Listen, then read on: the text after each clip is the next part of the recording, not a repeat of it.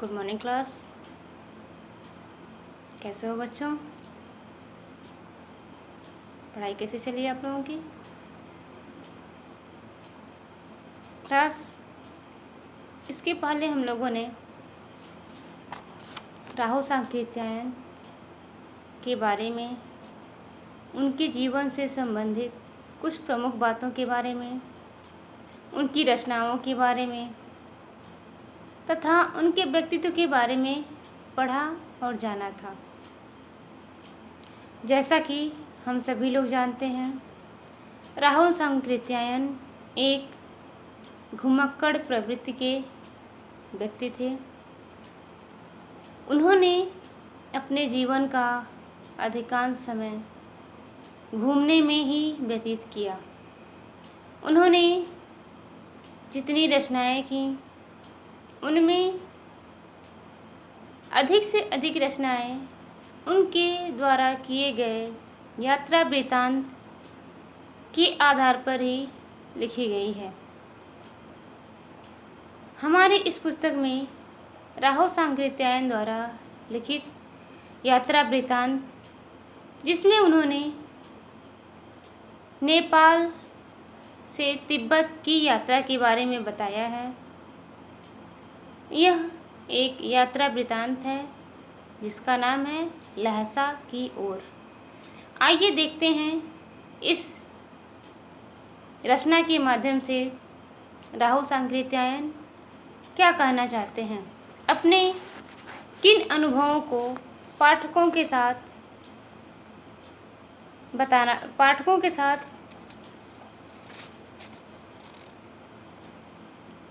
रखना चाहते हैं, पाठकों के समक्ष रखते हैं और पाठकों से शेयर करते हैं।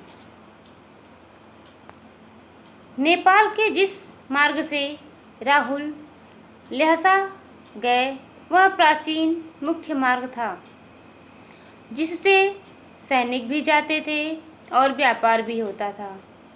उन्हें मार्ग में अनेक पुराने अवशेष मीन्स किसी प्राचीन काल के प्रसिद्ध सभ्यता के कुछ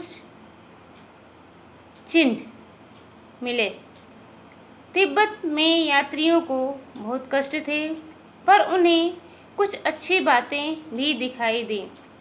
राहु सांकृत्यायन ने देखा कि तिब्बत जाने वाले यात्रियों को बहुत ही अधिक संकट कष्टवास का सामना करना पड़ रहा है, किंतु इसके साथ ही साथ उन्होंने देखा कि कुछ अच्छी बातें भी उन्हें दिखाई दी, जैसे जाति पाति, छुआछूत, पर्दा प्रथा इत्यादि वहाँ के लोगों में नहीं था।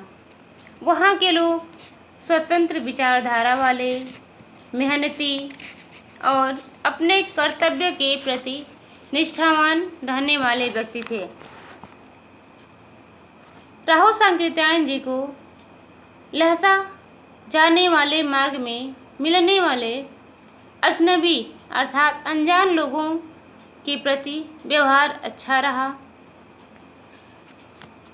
वे अपने घर की मकान मालकिन से ही अपनी पसंद की चाय बनवा सकते हैं, अर्थात वहाँ पर उनका व्यवहार जो था वो अपने मकान मालिक के परिवार के साथ भी मित्रवत व्यवहार था, जहाँ वह अपने अनुसार अपने पसंद की चीज़ें ले सकते थे, प्रयोग कर सकते थे।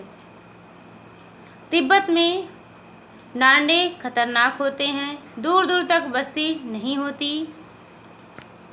डाकू लूटने की नीयत से यहाँ निर्जन स्थानों में खून कर देते हैं। लेखक और उनका साथी भिखमंगों के वेश में थे, इसलिए उन्हें डाकुओं का डर नहीं था।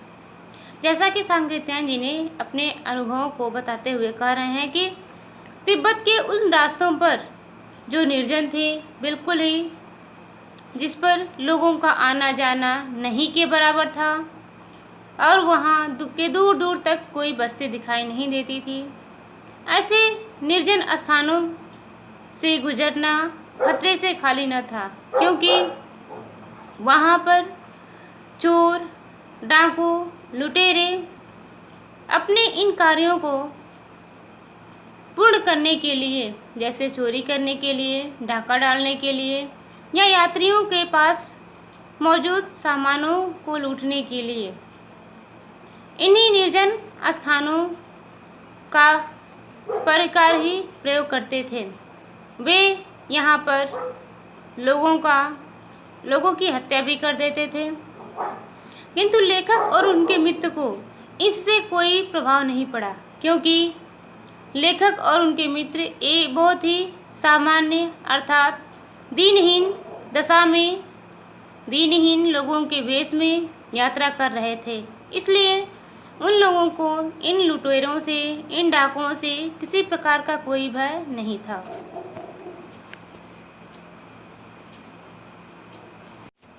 अगला पड़ाव 16 से 17 मील दूर होने के कारण उन्हें घोड़ों की सवारी करनी पड़ी। एक ओर सफ़ेद बर्फीले पहाड़ थे तो दूसरी ओर नंगे वनस्पतिहीन पहाड़, अर्थात वे उन रास्तों पर जहाँ लेखक और उनके मित्रों का दूसरा पड़ाव था, अर्थात ठहरने का दूसरा स्थान, वहाँ पहुँचने के लिए लेखक और उनके मित्रों को 16 से 17 मील का सफ़र तय करना था। वहाँ पहुँचाने के लिए लेखक और उनके मित्रों ने सवारी करने के लिए घोड़ों का सहारा लिया।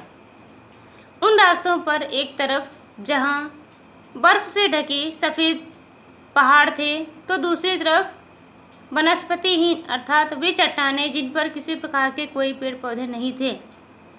पहाड़ के सर्वोच्च स्थान पर अर्थात सबसे ऊंचे स्थान पर स्थानीय देवता का वास था। लेखक का घोड़ा उतरते ही धीमा चलने लगा। वह अपने साथी से पिछड़ गया। रास्ता भटक जाने के कारण वह पड़ाव पर बहुत देर से पहुंचा। जब लेखक और उनके मित्र आगे बढ़ने लगते हैं तो देखते हैं कि कुछ दूरी पर जाने के बाद लेखक का जो घोड़ा था वह रास्ता भटक जाता है या किसी कारणवश धीमे चलने लगता है, जिसके कारण लेखक के मित्र लोग मंडली आगे बढ़ जाती है और लेखक पीछे रह जाता है। लेखक दूसरे रास्ते पर चल पड़ता है। काफ़ी प्रयास के बाद वह वापस आता है, फिर अपने मित्रों के पास पहुंच पाता है, अर्थात अपने गंतव्य स्थान पर पहुंच पाता है। लेखक का साथी सुमति तिब्बती लामा था। रास्ते में उसके अनेक जजमानों के गांव थे, अर्थात लेखक का जो साथी था जिसका नाम सुमति था वह उस तिब्बत का ही रहने वाला था, या वहाँ पे उनका आना जाना हमेशा होता रहता था, क्योंकि तिब्बत के रास्तों पर लेखक ने देखा कि उनके मित्र के अनेक जजमान अर्थात जो लोग लेखक को अपना गुरु मानते थे, लेखक को सम्मान देते थे, ऐसे उन लेखक के मित्र का अनेक जजमानों का गांव था, जहां वह उन्हें भेंट स्वरूप बोधगया से लाए कपड़ों का गंडे भी बांटता चलता था। तिगड़ी में भी वह यही करना चाहता था। लेखक अपने जजमानों को भेंट स्वरूप बोधगया से लाया हुआ कपड़ों के गंडे अर्थात कपड़ों धो के बनाए गए झंडे देता था, जिन्हें वे पूरे सम्मान के साथ लेते थे और उनका आदर करते थे। तिगड़ी नामक स्थान पर भी लेखक का मित्र ने इस कार्य को करना चाहा, लेकिन लेखक ने कहा रास्ते में जिस गांव में ठहरा हो वहां गंडे बांटे, दूर दराज के गांव में नहीं, इसमें बहुत दिन लग जाते थे। अर्थात लेखक ने मना कर दिया। लेखक ने ये कहा कि मित्र, अगर आपको गंडे बांटना है तो जिस गांव में हम लोग रुके हुए हैं, ठहरे हुए हैं, उस गांव में आप बांट लो, क्योंकि दूर दराज के गाँव में जब आप गंडे बांटने जाते हो तो हमें उसमें कई दिन का समय देना पड़ता है।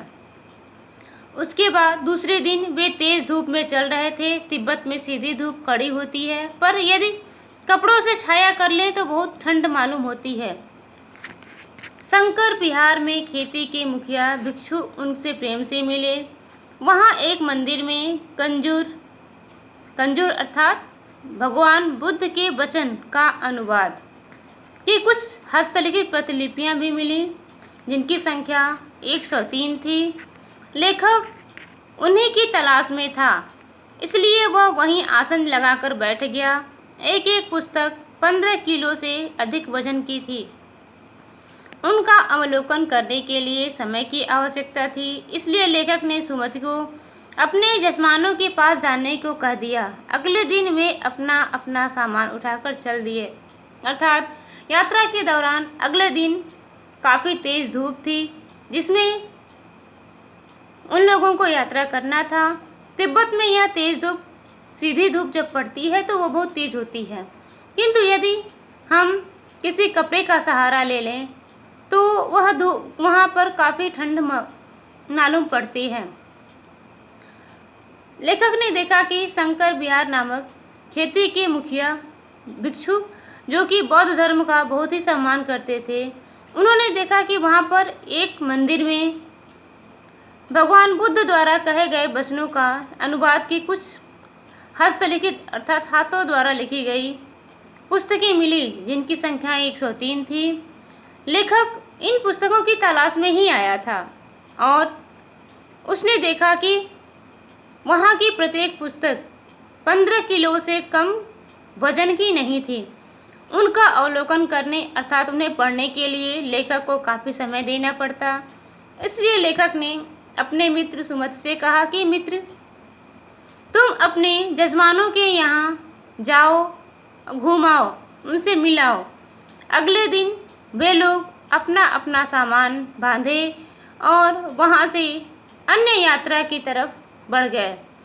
तो बच्चों, इस वीडियो के माध्यम से मैंने आप लोगों को राहु सांकृत्यायन द्वारा लिखित लहसा की ओर नामक यात्रा वृत्तांत के बारे में बताया, जिसमें लेखक ने अपने और अपने एक मित्र की इस यात्रा के दौरान मिले खट्टे मीठे अनुभवों का वर्णन किया था।